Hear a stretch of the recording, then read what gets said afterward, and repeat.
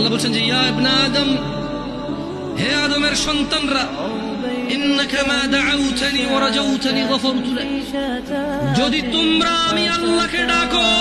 আমার কাছে ফিরে আসো, আমাকে ডাকো, গফরতু লাক, তোমাদের ক্ষমা করব,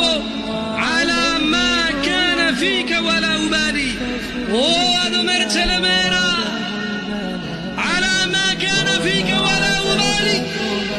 যদি আমাকে ডাকো আর ফিরে আসো আমার আল্লাহর কাছে, তোমার গুনাহ যাই হোক না কেন আমি ক্ষমা করব। ইয়া ইবনে আদম, হে আদমের সন্তানরা, লাউ বালাগাত যুনুবুকা আনানাস সামা,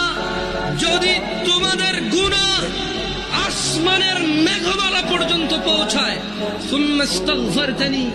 অতঃপর তোমরা যদি বলো আল্লাহ আমাকে মাফ করেন, আল্লাহ বলছে গফরতু লাক ওয়ালা উবালি, তোমাকে মাফ করব, কারো পরোয়া করব না।